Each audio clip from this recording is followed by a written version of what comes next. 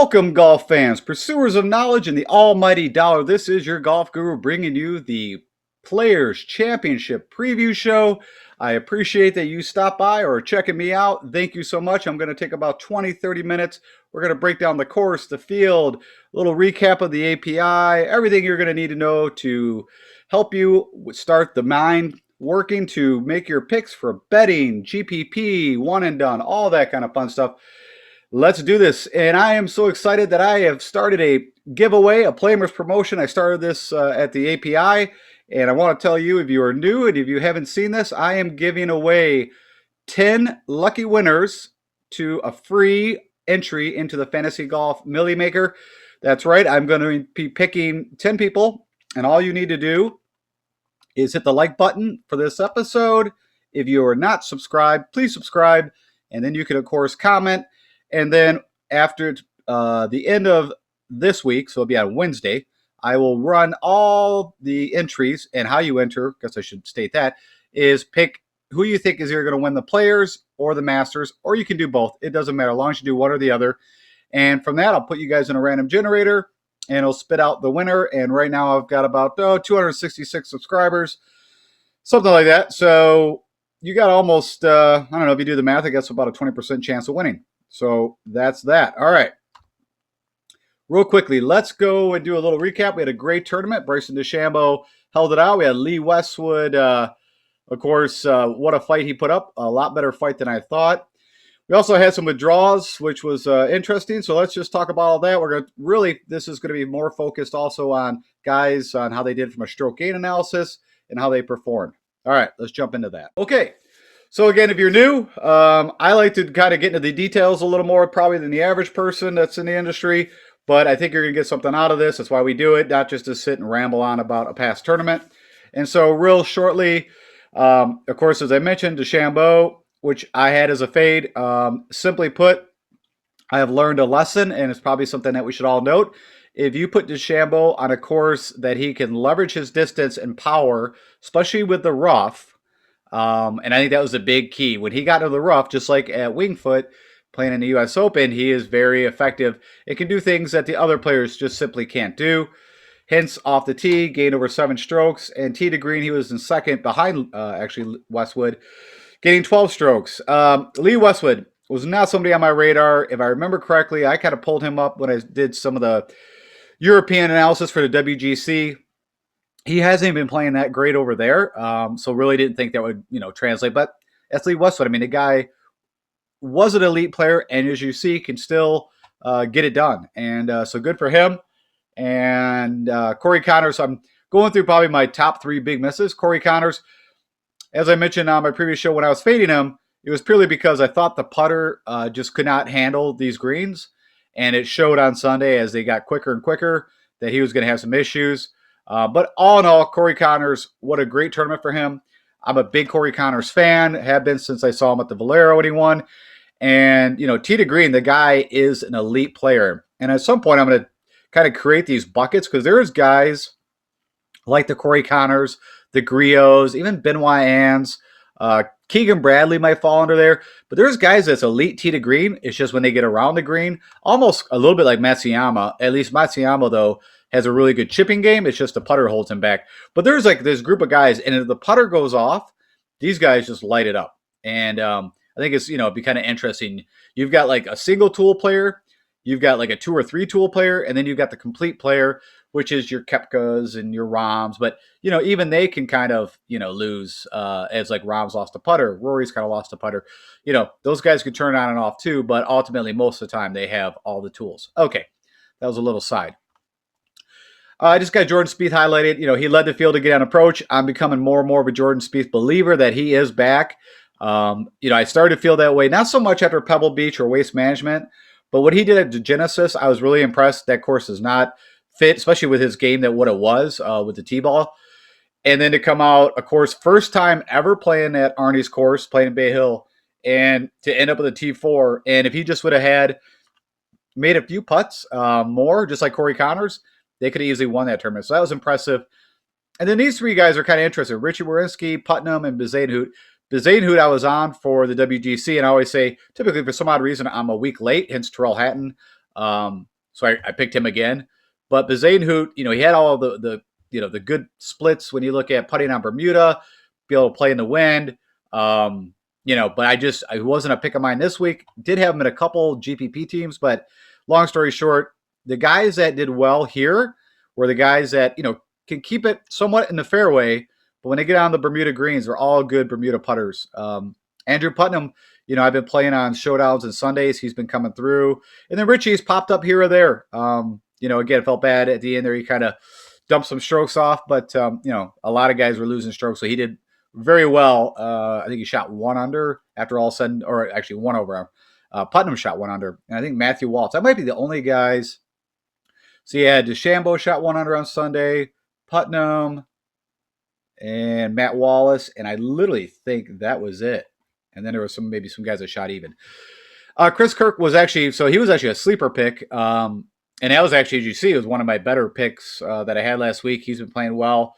And if you look across the board, we highlight, everything positive, even putting, everything. So Chris Kirk's definitely someone you might want to keep an eye on for this upcoming tournament.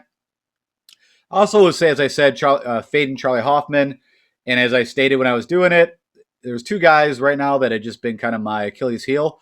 And that's trying to get Charlie Hoffman right and also Neesmith. So really, I put Neesmith in as a sleeper.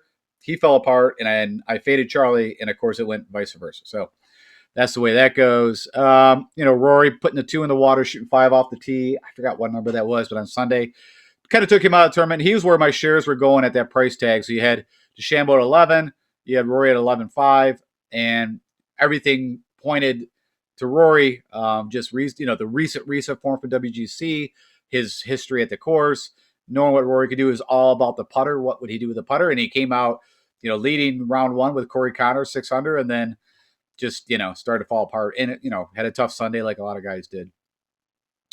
Max I highlighted because he actually led putting, and I just think that's interesting. He almost led the field by 8 strokes putting on Bermuda, where POA is his strength from a putting split. So again, with the game that he's bringing to the players, to TPC Sawgrass, he could be very live. So have to definitely look in a little more about Max. Will Z had a nice Sunday, not a bad tournament. He was one of my picks. I think Paul Casey could be super live again. This course fits, and so did the Arnold Palmer, the Bay Hill. But yeah, he could be someone. Lost a little bit, which is kind of rare for Casey off the tee, but gained 5 strokes on the putter, on the approach, and lost just a hair on putting. And that's typically where Casey will lose. He's falls almost under that Corey. I think he's a better player than Corey Connors when he's firing on all cylinders. But Fleetwood, it was a good pick of mine. I've been fading Fleetwood forever. He's struggled over here in the States. But knowing that Fleetwood, his ball flight is a lower kind of stinging ball flight, that if the winds at the time when we were making the picks, we're showing heavy winds on Saturday and Sunday and weather, that. And also a lot of this team was built knowing that Saturday, Sunday, it's a 4-day tournament, man. So it doesn't matter what they do on the perfect conditions Thursday and Friday. I was looking at the guys from a GPP perspective, and also could come out and win because guys were going to fall back on the weekend. That Fleetwood or Fitzpatrick both were picks considering weather. And like I said, both had decent tournaments, rough Sundays as everybody did.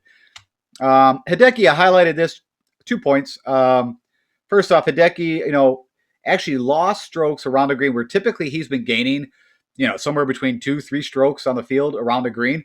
It's good to see off the tee and approach. He's positive, almost gaining 4 strokes on approach. But this was the shocker that he actually gained almost over a stroke and a half with the putter on Bermuda. Again, someone to look out for the players. If you remember correctly, I'm on a show in last year. He shot the 63 opening round. Again, tournament was canceled, but something to think about. Terrell Hatton, this just killed me. I watched Terrell, so I got to do some analysis, but I think Terrell might have an issue when he tees off very early in the morning. So if you look at it, right, he shot 5 over and everything went wrong. I got to watch a lot of Terrell's opening round. He was just getting bad breaks. Like he would just squeak into the sand and, couldn't get it out or, just wasn't. And then of course he plays in the afternoon, weather's warmer. So it's cool, even though he's a European guy, should be able to deal with the weather. But just something was interesting where he had a late tee time and did well. And then same with this 6 under, of course, conditions were better, But the guys in the morning, I think, had a little tougher, rain and wind, and he got to come out a little bit later. I don't know exactly if he teed off around like 11 or whatever it was, but I don't know. I just was real curious just how how bad of a round he had when he had that very early morning start. So something I'm going to look at. Griot, again, elite ball from tee to green. And then it's just, if that guy fires, and he had 19 birdies, the 15 bogeys, again, with the putter, that's what killed. But him and Corey Connors had the most birdies at 19. And he actually gained a little bit putting just around the green. But, again, a guy that could be live at the Players. HV3 had a decent Sunday. Lanto this is kind of not a super trend, but Lanto's been having a good starts. It's starting to fall back again. Everybody had a tough Sunday, but that was interesting to see. So JM, I just thought with the past experience and his game, he just keeps it in the fairway, hits greens, and his best putting surface is Bermuda. He's had a third place previous year and then a tie for third. He actually gained a ton of strokes. He was second in gaining strokes putting, which that's over Sun JM's typical, and did great off the tee. It was just his approach and around the green was not good. Brendan Grace, I'm just going to bring up. Of course, he won the Puerto Rico Open and then actually shot. What day was that? He shot 5 under on Saturday. Had a pretty nice tournament, and it's just someone that he was an elite player. If you know anything about Brendan Grace, at one time he was an elite player and looked like he could be, the Rorys, could be right up there, and then his game just kind of fell apart. But he's definitely back on the radar now. I'm not saying the Puerto Rico Open means, hey, that was a weak field, but that he won it, still winning a PGA tournament, and then to see what he did, at Arnie's Place, something to keep an eye on. Of course, I mentioned the withdrawals. Justin Rose. I literally was driving this morning, and the song "Every Rose Has a Thorn" came on. I just kind of laughed, just made me think about that. But long story short, that I feel bad for guys. I was in showdown against some people that had Rose, and it worked out in my favor. But nothing's worse than your guy plays 3 holes and then WDs. On that note, Louis Oosthuizen, literally, I think he was in a parking lot getting his clubs and decided, I think he heard like the coasters at Space Mountain going off at Disneyland and said, screw it, I'm going to Disneyland. I don't know what happened. There was no information on why he withdrew, but the withdrawal that late, that stung. I had only one team with him in the GPP, so it didn't hurt as bad, but some people it could have really stung. And then you had Siwoo Kim, who shot 8 over. And I don't know, he's withdrew after day one. And, could be that he's going to go and work, go to Ponte Vedra, I should say, and start working at TPC Sawgrass early. I don't know. That was interesting. I just never a fan. Now, if something physically came out, I don't know. And on that note, of course, Brooks Koepka, if you've not heard, has withdrawn. He tweaked his knee again. And then funny enough, if you looked at DraftKings, they had pricing out pretty early, like Sunday night. And at the time, they were saying Cantlay was out and also, why am I blanking? Cantlay, and Rose. But actually, I checked again today. Right now, they're saying Cantlay's in. Of course, he had that stomach issues. So he pulled out of the WGC. And then you have, who was the other guy that I was just talking about? Sorry, brain fart. Can't think of, so it's Cantlay. Oh, yeah, Rose. Duh. Rose, because of his back. So I'd be really careful about putting Rose in any bets, anything.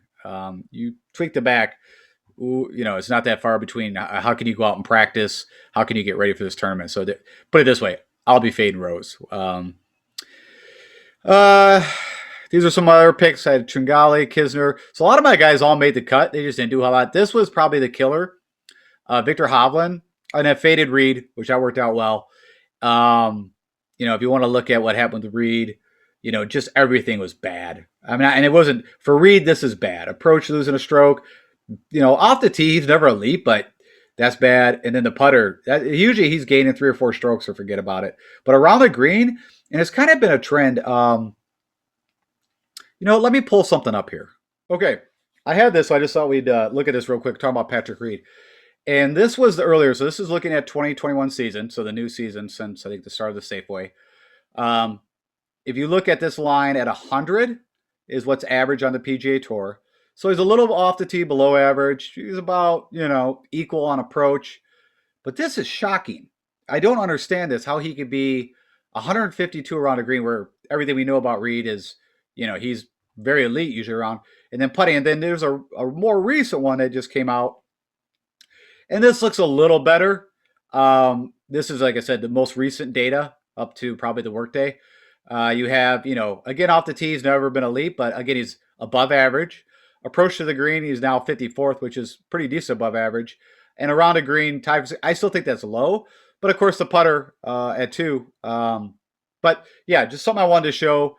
It's just interesting that his around a green game was in the beginning of this season was struggling a little bit. Okay. On that note, Victor Hovland, again, he also, and I think maybe I said that wrong. What did I say? Corey Connors? I was incorrect. It was Victor Hovland and actually Griot that led in birdies. So my bad. And they both had 15 bogeys. That's interesting. Again, Victor came out smoking, looking amazing, 7 under, and then just fell apart round 3 and 4. Round 3 is a shocker. Round 4, Sunday, everybody struggled. But that 5 on, pretty much great condition. So that makes me a little nervous. His approach, he was losing. The putter, about neutral, but, that's not a shocker. But these two numbers for Victor are shocking. Usually he's gaining 3 to 4 strokes in each category. Munoz was actually a fade of mine, so it should be actually red. And, he barely made the cut and then really didn't do anything on the weekend. Now, I'm a big fan of playing Munoz, especially below 7,000, but I was just worried a little bit. Again, I was all about the putter, and Munoz, putting on Bermudas is not his favorite. Matt Jones, he was one of my sleepers that actually did not make the cut, and it was too bad because where he actually strives is putting on Bermuda, and he actually lost 4.5 strokes to the field. So that sums that up. Cam Davis just really never got anything going. You can see here, losing everywhere but approach. Neesmith, the model, always loves some Neesmith.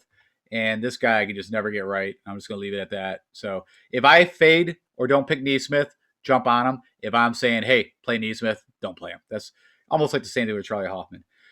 Brendan Todd, it's a condom play, right? It's a safe play, but if you needed a guy that could get around the track, keep you in play, good on Bermuda. I like that scene. At one time he wasn't doing bad, but ended up having a rough Sunday like everybody else. Tyler Duncan, just side note, was second leading the field in approach. Just letting you know that. Leishman, I think everybody, a lot of the guys in the industry thought he should do well here. Great history, course fits him, and he just struggled everywhere. I mean, lost tee to green almost 6.5 strokes. John Hunt, just so you know, he had the most bogeys. And, everything hurt except off the tee. And Hendrik Norlander, again, another guy sometimes that doesn't make sense, but he almost lost 9 strokes putting. And actually, if I remember correctly, I'm pretty sure Norlander is positive on putting over this history on Bermuda. But anyways, okay, enough about that. That's the recap. And let's actually get into why you are here, and let's talk about the players. Okay, so let's take a quick look at the field. Again, you got 113 players, PGA Tours. These guys are all winners at one time.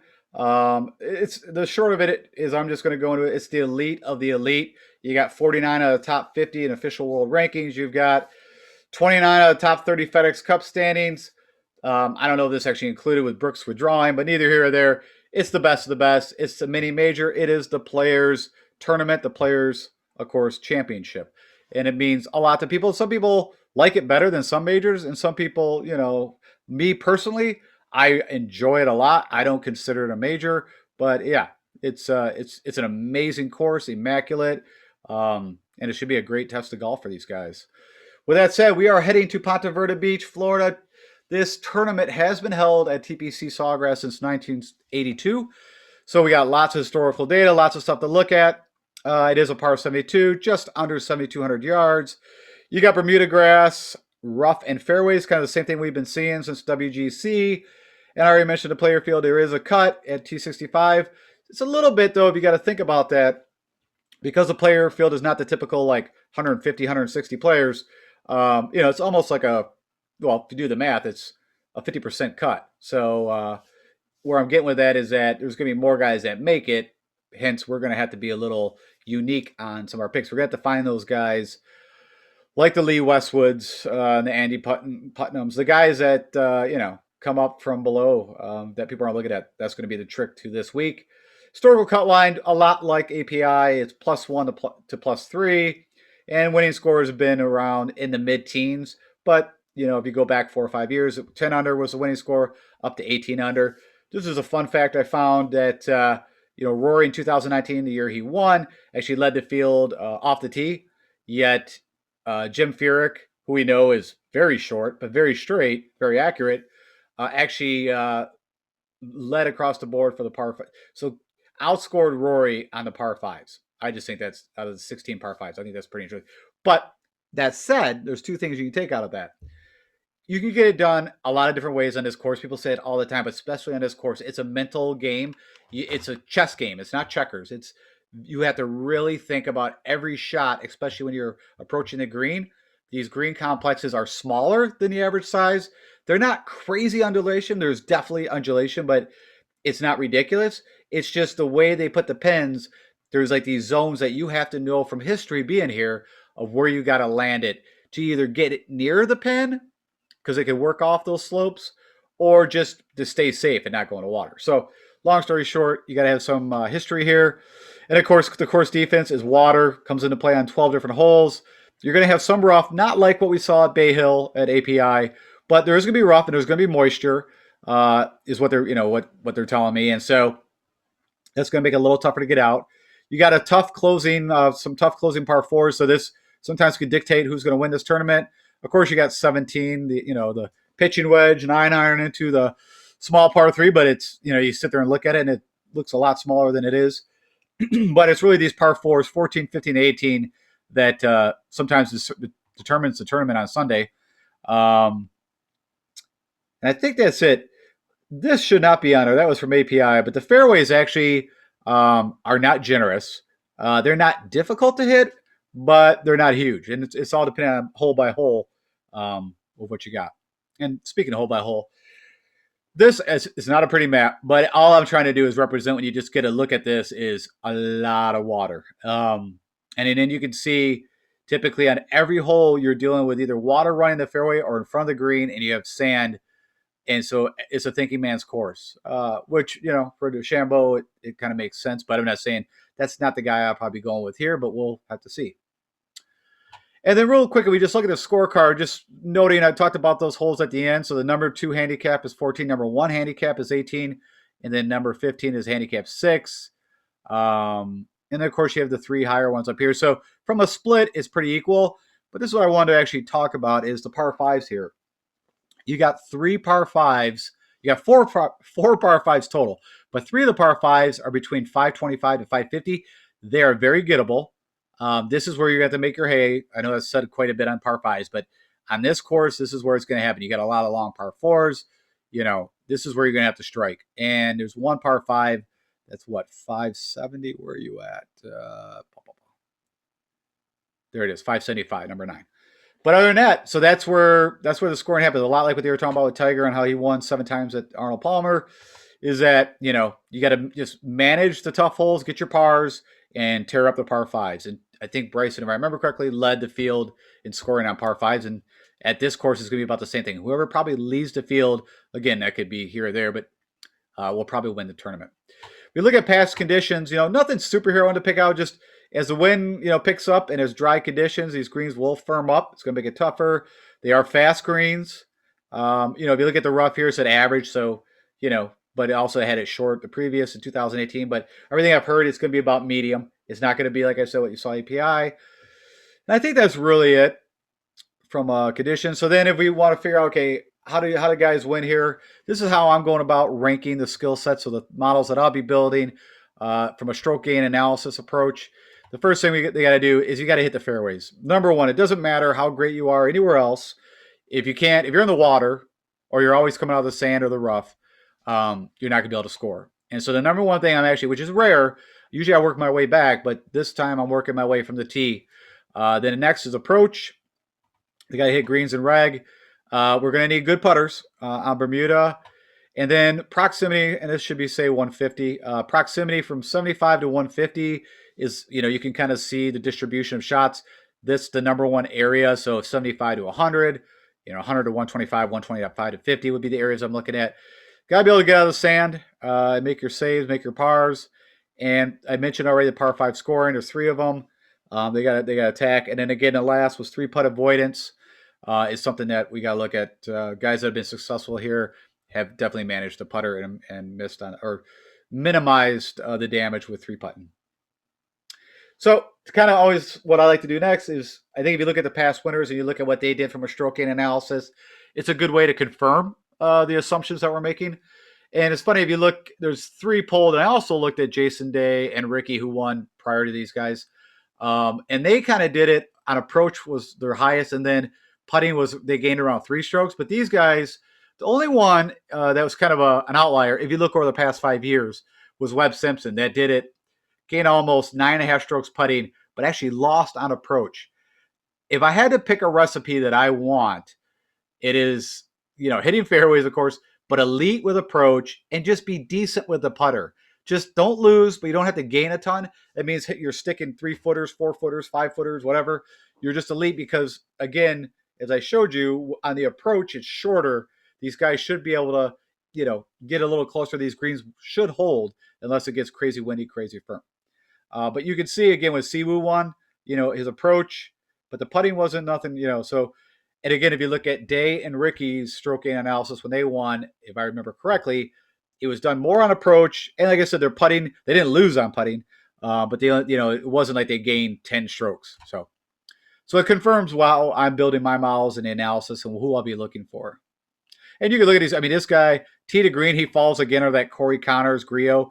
The guy is typically pretty elite, tee to green. Just, typically, if he gets the putter going, he's going to win tournaments, as we just saw. Oh, geez, I forget now. Wasn't AT&T Pebble Beach, the Pro-Am? It was the tournament, whatever. After, before, it doesn't matter. These weeks all run together. Okay, let's take a quick look at the field. I just have Brooks Koepka highlighted. Just was a note to myself, too, again, which you would see when you go to DraftKings. You're going to see that he's out. But if you just start thinking of guys you're going to pick. Again, Cantlay's getting off an illness, but should be totally fine. No one ever came out and said exactly. I don't know if he got hungover and puked a bunch or just caught a 24-hour bug. I'm hoping for that one. And then, of course, Rose is not even on here, so we don't have to worry about him, but don't play Rose. That is my thoughts. Okay, Paul Casey. What you're seeing here is took the past 12 rounds, no filters at all. We're not looking at courses. We're not looking at fairways, Bermuda. We're not looking at anything. Just really, it's just recent form, really. Just looking, but under my areas that I want to weight. And of course, I've already mentioned approach is heavily weighted at 15, putting at 10.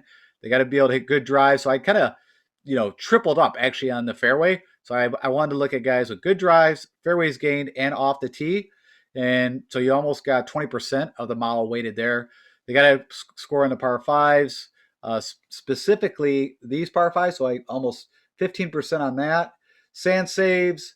The majority of the par 4s are 450 to 500. And then the 3 proximities where the most of the shot distribution comes in on par 4s, it could be on par 5s too. They're laying up. 3-putt avoidance. And then it's who spits out. And, I don't think there's any shockers here. Casey's got a lead. It's just a putter. What does it show for his putter? 43rd. Oh, there you go. But Homa's been playing great. Of course, you got Morikawa, just won the WGC. You got Cantlay, who I'm going to forget to a tournament, but the win before Pebble Beach. Connors, Finau. I mean, all these guys. Nate Lashley, that's interesting, but Nate's been playing well. Poa is his stronger putting surface. Webb Simpson, who I'm pretty eager. Of course, Berger had the win at the AT&T. Sander, who's always up there, and same with Finau, always a bridesmaid, never a bride. Okay, so that just gives you an idea. The top 20 guys at a very first kind of glance of who's looking good. And then I told you I'd bring this up. I had a tough time finding this. Under the PGA, they don't have anything under it. So actually, I think I found this at CBS Sports or something like that. But this is from 2020, the players. I just thought it was interesting. And it's just a refresher what these guys did last year because we don't have 4 rounds. It's just 1 round. And you have Hideki, who came out, like I said, shot a 63. This stung me because I probably mentioned this multiple times. I had a nice bet on Harris English to win at that time. Harris was not, I mean, he was doing okay, but he wasn't elite, and he had a nice odds. And of course, we never saw the end. This is the one that probably interests me the most. So Christian Bezuidenhout, I actually had him picked. So it was the first tournament the European guys came over for, the WGC. I liked him because he's a great putter on Bermuda. All around pretty decent game that fits these courses. And it just, I didn't pick him for the API. I'm not really sure why now, to be honest. Of course, he had a decent finish there. It wasn't that I didn't have any of him, but he wasn't one of my picks.